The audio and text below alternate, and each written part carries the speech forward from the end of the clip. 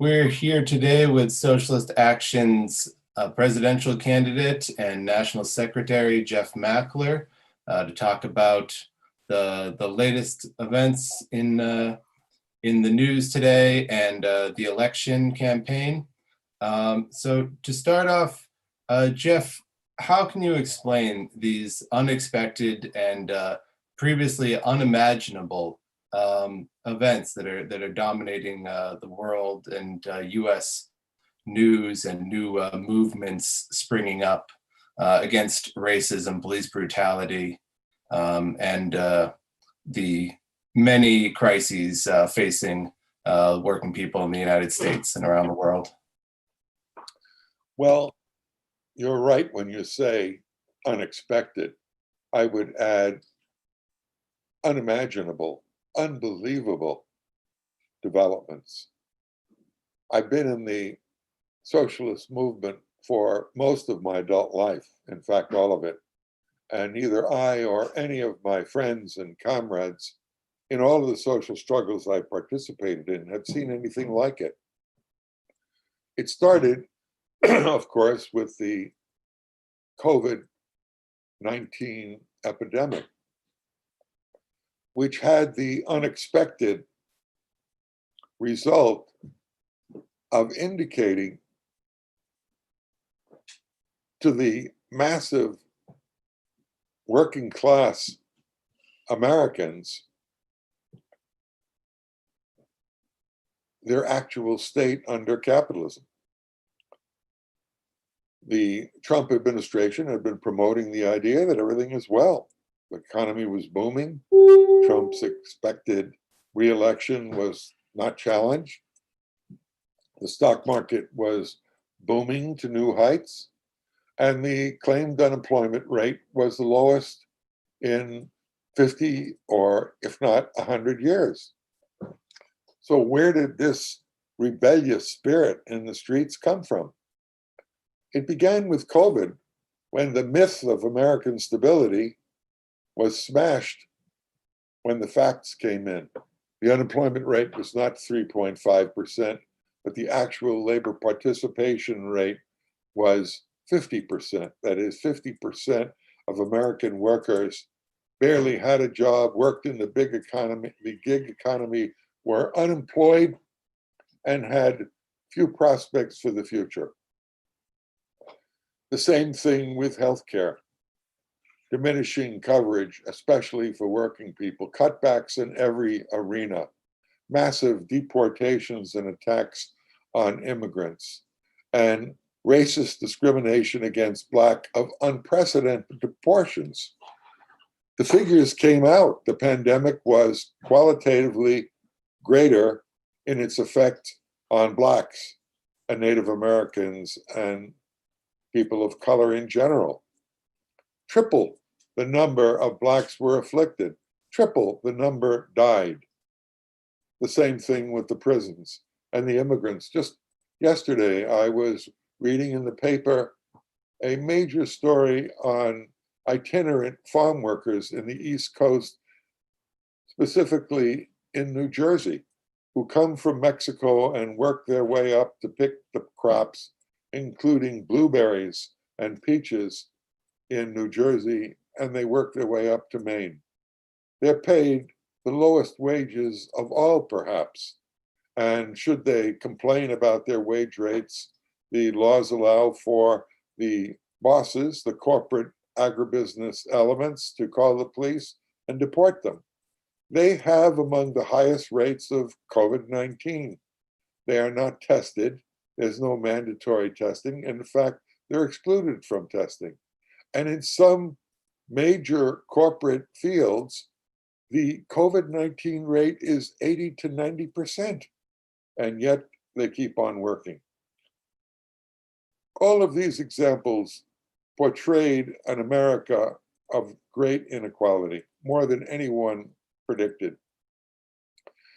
Even the poorest of the poor had no protection. They didn't receive in large amounts, in significant numbers, the government's multi-trillion-dollar bailout funds that went first and foremost to the corporations who lied, cheated, and stole to take the money from the government based on the government's own proposition that the banks were the ones to distribute it.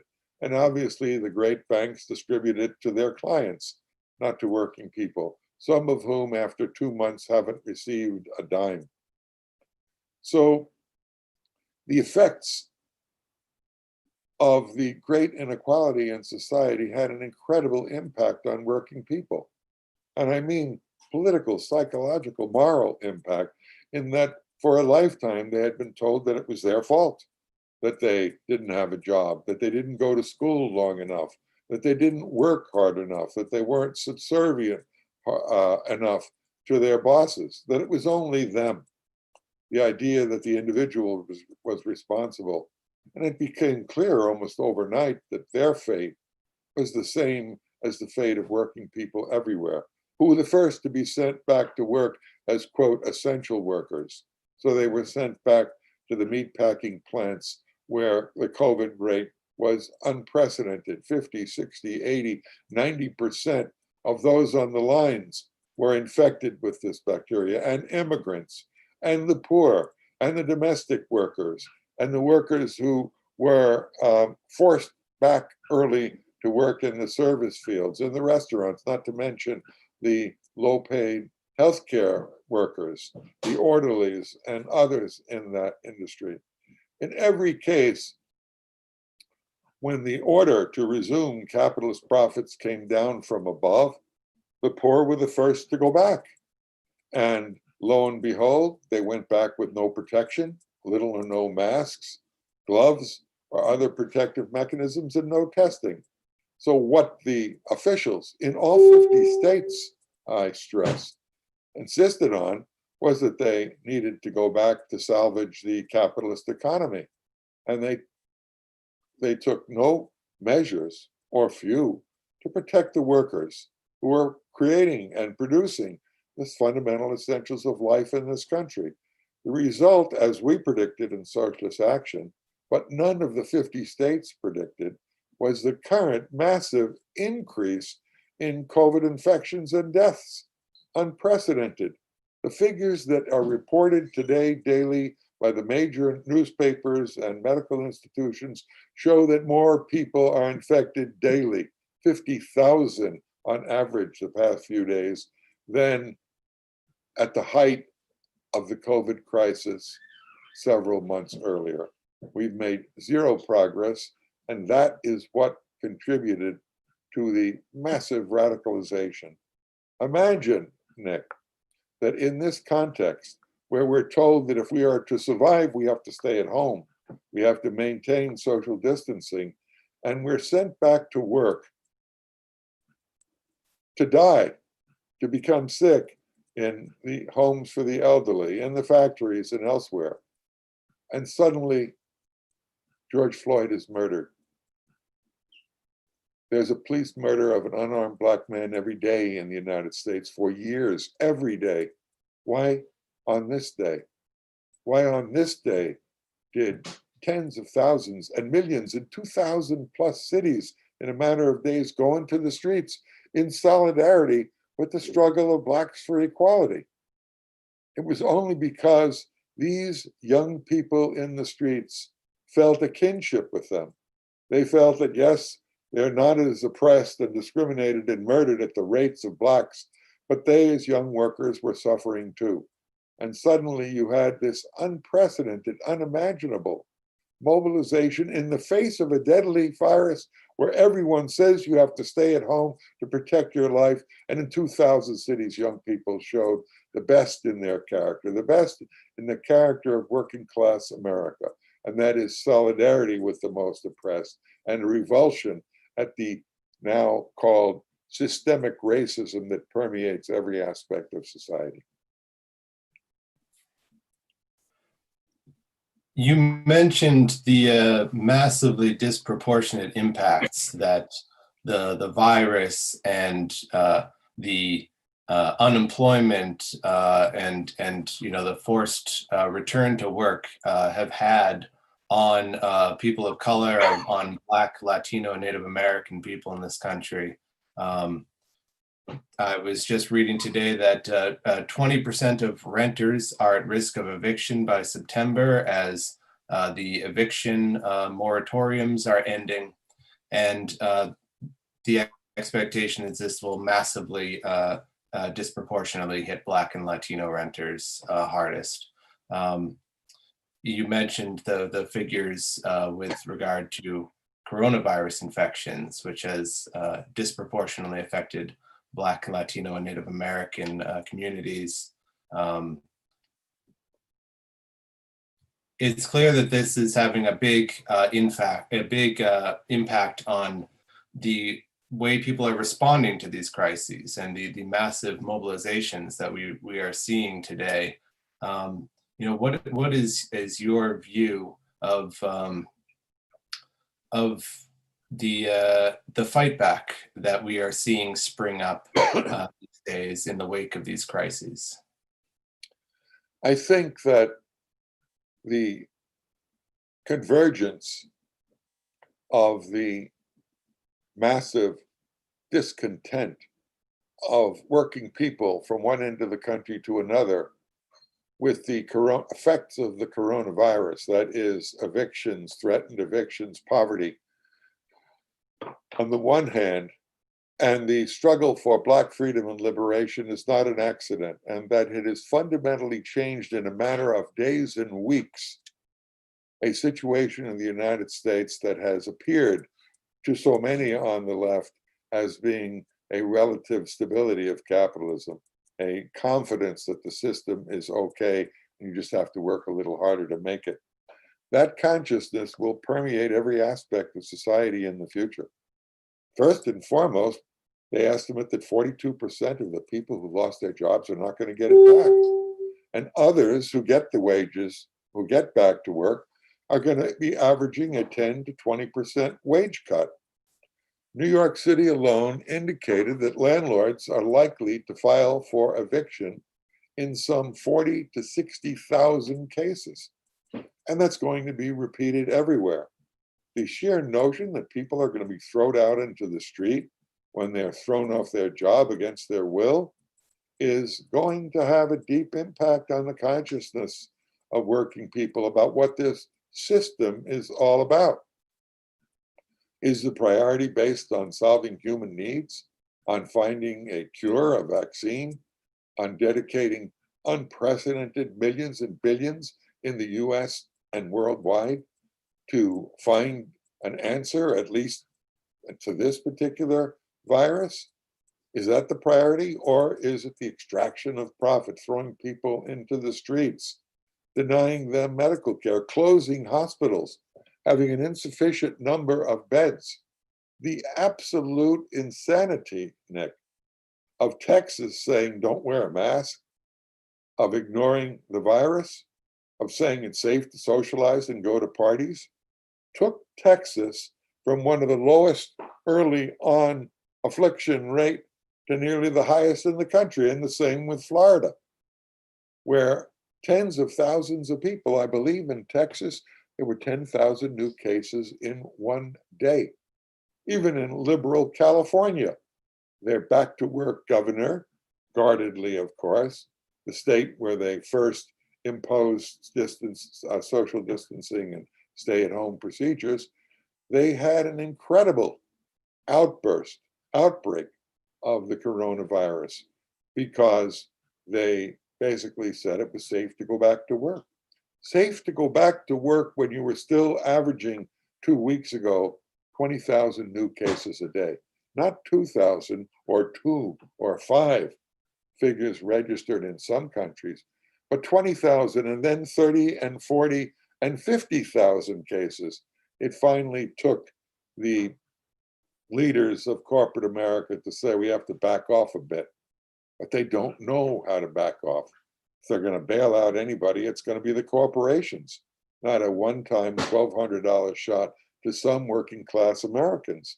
The statistics today show that the average working family lives paycheck to paycheck. They have no savings.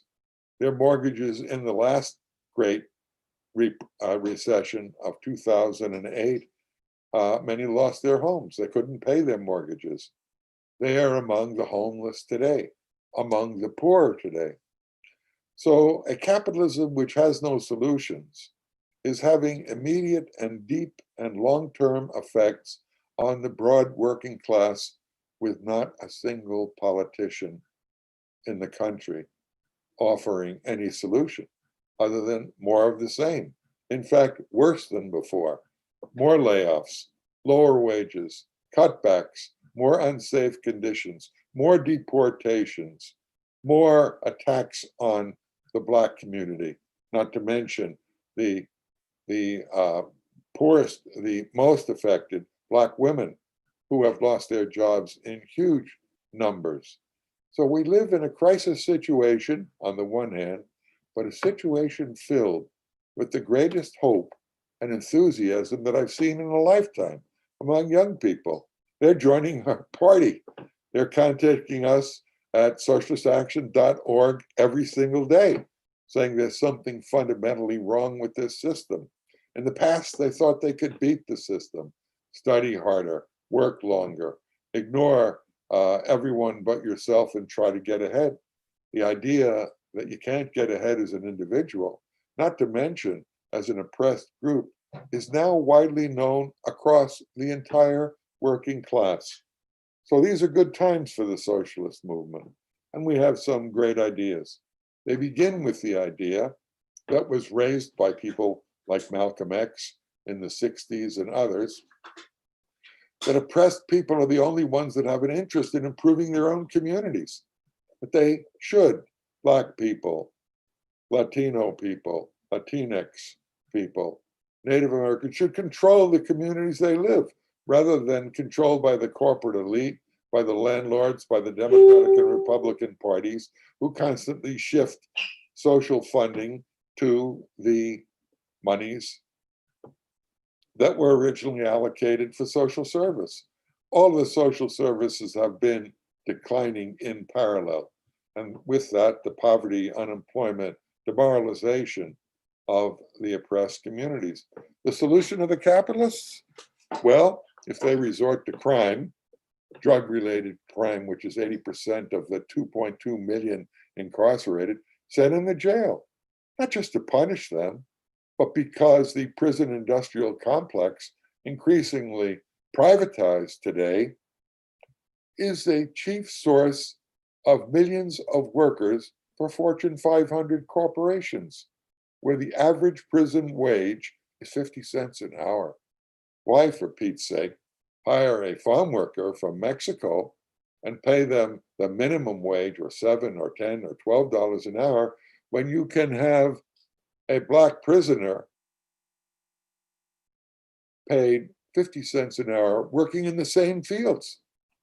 So here you have even farm labor at its lowest wage levels being replaced by essentially slave labor. Very few Black families in America don't have someone who is part of this school to prison scenario. That's the reason for the radicalization. But more important, or I shouldn't say more important, of parallel and equal importance is the fact that there's a general outrage in the entire population of working people. Right now, we see in the streets, like I saw in Oakland, 2/3 of the 5,000 people that demonstrated on Juneteenth in Oakland in support of a longshore call for an 8-hour coast-wide strike, 2/3 of those people were Black. 90%, 95% were young. In fact, on a personal note, I was probably the oldest person at the demonstration. And the receptivity to socialist action literature and campaign literature and our newspaper was unbelievable. And this is from the point of view of someone who's been out in the streets for 50, if not 60 years of work. The receptivity to socialist ideas was overwhelming. Interested in socialist ideas? People would nod yes. Show them my picture on a campaign postcard, and I said, that's me. I'm running against Trump and Biden, Democrats and Republicans. I want to build a new world free from capitalist exploitation and oppression and environmental destruction. The receptivity was incredible.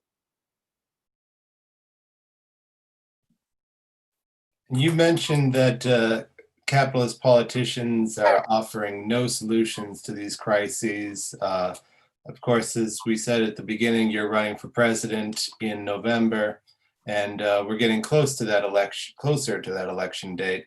Um, Trump is proclaiming that coronavirus deaths are down and that the economy is coming back strong. His opponent, Joe Biden, has mentioned how proud he is of being able to work civilly with segregationist senators to get things done, in his words. Um, what is your revolutionary socialist campaign represent, running from Socialist Action, a party that never supports the capitalist Democrats and Republicans? Well, let me say this, Nick, and it's going to sound absurd to you who are a veteran already. But if there were no reactionary ballot restrictions, and I was on the ballot in 50 states, and we held the election tomorrow, I would likely win. I would be the next president of the United States. But of course, I could only be elected on the heels of a massive mobilization of working people. And that doesn't yet exist. We just begin to see the outlines. Socialists will be elected, and not only elected, win real power in the streets when we rebuild the trade union movement, which has been moribund tragically, when the 5% that are unionized turn into a 90%, when unions now has the same power among all working people of every race, then Black Power, then Black Lives Matter, then they say cut back, we say fight back. But as far as expressing attitudes, the program of socialist action is closer to the polling consciousness of working people than the Democrats and Republicans. Joe Biden called for not only cutbacks, didn't call for cutbacks in police, he called for an additional $300 million for the police, for more police. That's his solution. And Trump is the same. You know, I was recently studying the immigration question, wherein Trump sounds like he is the worst ever on immigration rights, where he says he wants to build a wall. He wants to keep the criminal, quote, rapists and terrorists out of the country. But if you take a serious look at the legislation of Obama and Clinton on immigrant rights, on criminal laws, they are qualitatively worse than anything Trump has ever implemented. Under Obama, the immigration laws, and Clinton especially, were fundamentally changed to increase deportations, to guarantee that immigrants would be too fearful because of the number of cops looking to deport them, of reporting discrimination against them, of every single encroachment you can imagine was legalized. So under the Democratic Party administrations, as well as the two Bushes. So this is nothing new, except you have a loudmouth, moronic, openly racist, as opposed to covertly racist anti-immigrant president, spouting these reactionary words. Obama deported 2.5 million people, more than Trump ever imagined, except he did it with a smile. So I think the interest, if you read the press and listen to the statements in Trump and Biden, is virtual zero. The best that the capitalist pundits who are fearful that Trump's rhetoric will be an embarrassment, but Trump's deeds are no different qualitatively than any previous president. But they figured, gee whiz, you know, what should we say to Joe Biden? How can we help Joe Biden replace this embarrassingly reactionary Trump?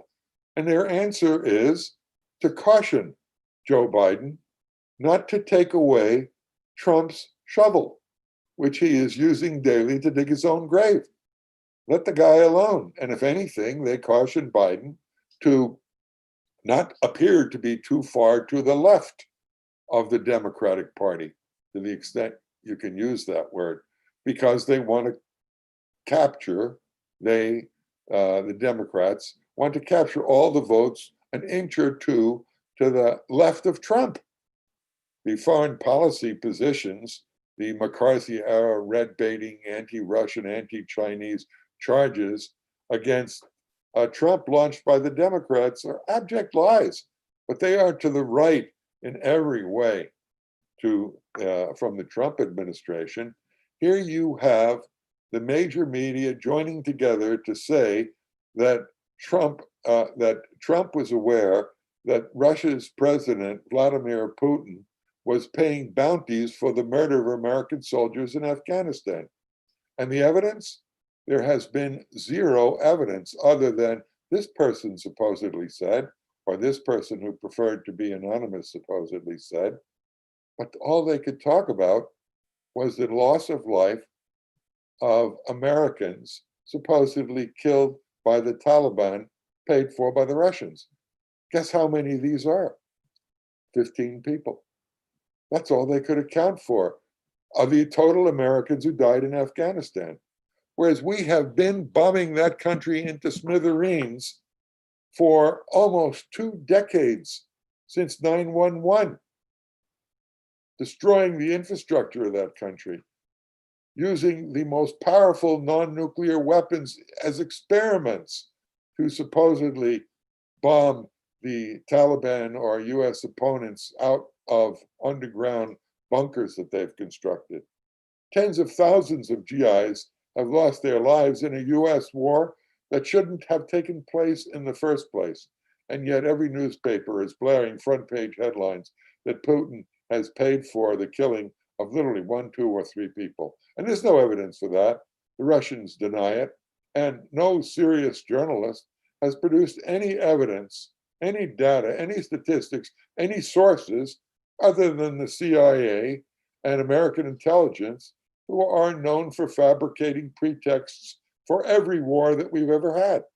Here they fabricated the Russians killing 15 people, but they fabricated Saddam Hussein in Iraq having weapons of mass destruction that threatened the existence of the United States and justifying the war that killed 1.5 million Iraqis.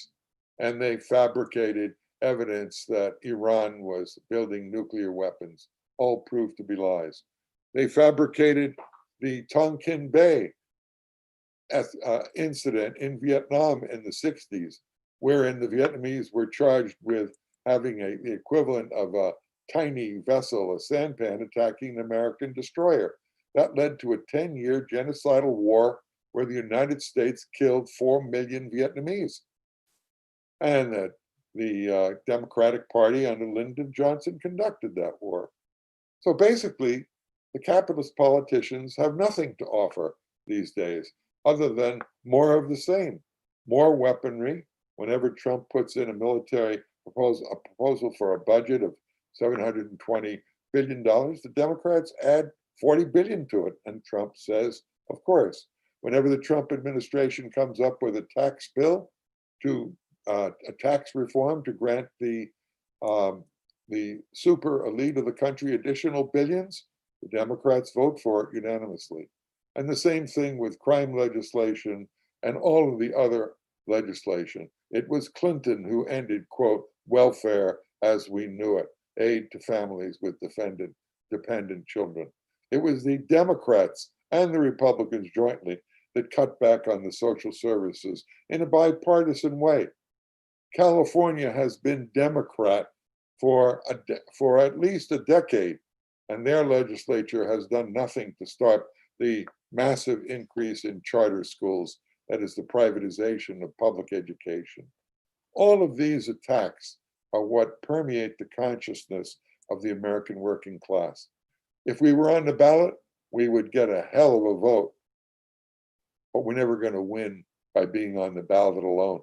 Got to tell you one quick story. You know, we applied for ballot status in California when I ran for US Senate.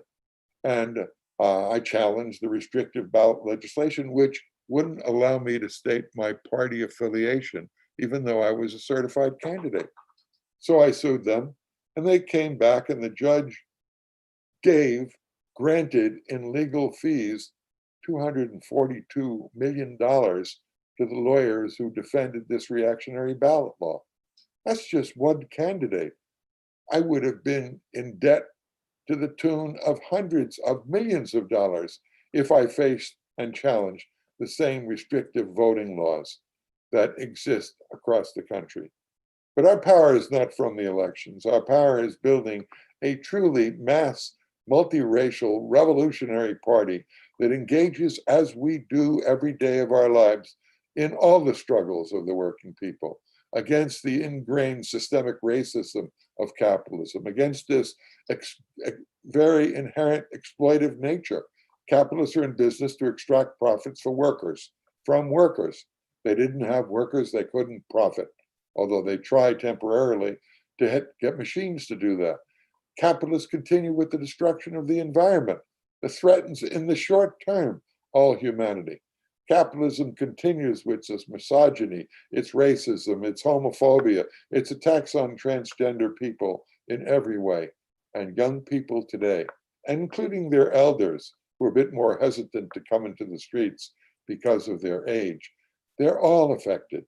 So the future of socialism is bright in the context of a dark age of capitalism. We're enthusiastic. Check us out, socialistaction.org. Join us. We need young people. We need new leaders to champion all the struggles of the oppressed. All right, thanks, Jeff, for being with us. Thanks for watching tonight. And as Jeff said, go to socialistaction.org to find out more about our work. You can donate to the campaign there.